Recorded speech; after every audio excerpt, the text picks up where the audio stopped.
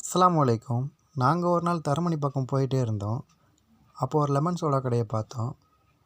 அங்கே ஒரு அக்கா தான் இருந்தாங்க. அவங்கக்கிட்ட லெமன் சோடா போட சொன்னோம். அந்த அக்காவும் ஒரு கண்ணாடி கிளாஸை எடுத்து ஃபஸ்ட்டு லெமனை புழிஞ்சு விட்டுக்கிட்டாங்க.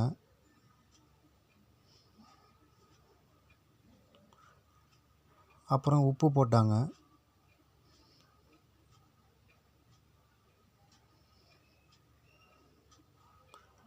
அப்புறம் சோடா ஊற்றி ஐஸ் கட்டிலாம் போட்டு ஒரு ஸ்பூனை வச்சு நல்லா கிளக்கி என்கிட்ட கொடுத்தாங்க.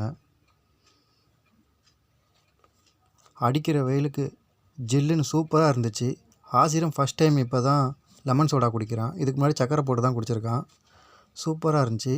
அலிஃபும் குடித்தான். அலிஃபும் சக்கரை போட்டு தான் குடிச்சிருக்கான் இது வரைக்கும். வேணான்னு சொல்லாமல் 2 பேருமே குடித்தானுங்க. சூப்பராக இருந்துச்சு.